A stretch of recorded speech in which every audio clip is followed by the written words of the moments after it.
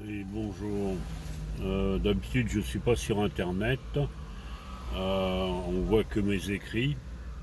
Et donc là, voilà, vous voyez mon visage.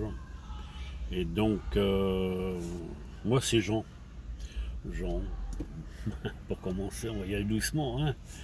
Et donc, c'est ça, je veux donner un cours gratuit. Et oui, gratuit, hein. Il n'y a rien de gratuit, là, surtout en Amérique du Nord, sur la respiration. Alors bon, j'ai écrit ça, ce qui fait que je vais y aller à chaque étape, par étape, pour que vous ayez une compréhension de où je veux en venir.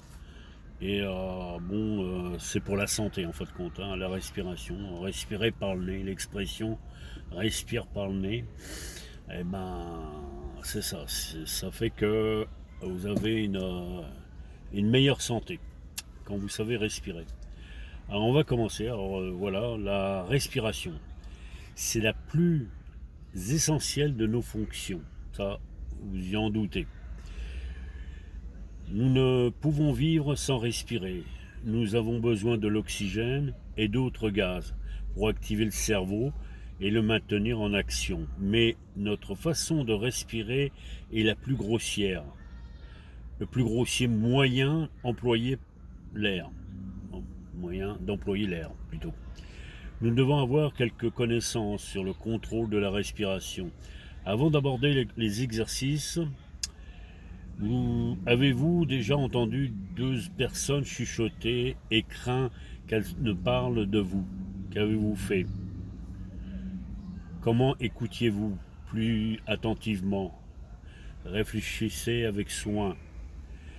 Vous reteniez votre respiration parce que instinctivement ou par expérience, vous saviez qu'en retenant votre respiration, vous pourriez d'une certaine manière mieux entendre.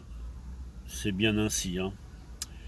Nouvel exemple, supposez que vous coupiez ou si vous préférez, imaginez que vous ayez une de ces écorchures douloureuses que l'on se fait en tombant sur une surface dure. Que faites-vous? Vous retenez votre respiration d'instinct. Vous constatez que lorsque vous retenez votre respiration, vous souffrez moins.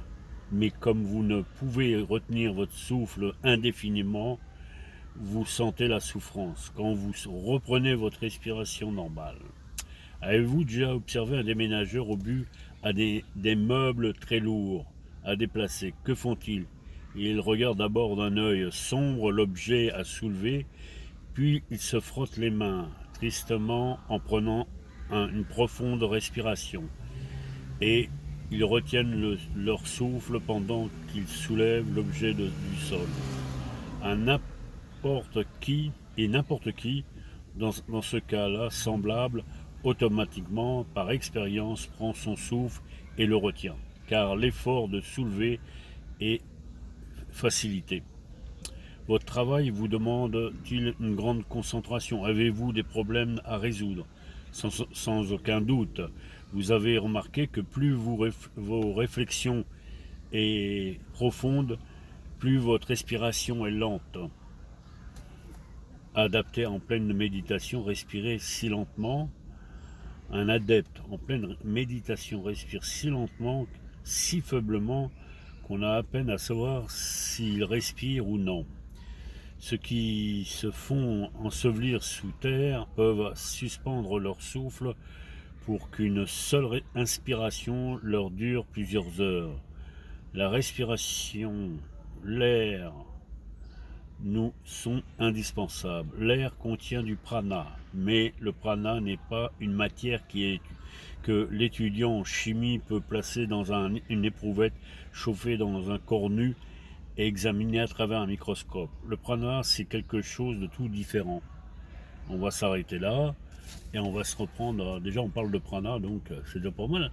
On va y arriver. Il y a plein de respirations, des méthodes de respiration pour améliorer sa santé. Alors, écoutez, à la prochaine. Bonne journée à vous.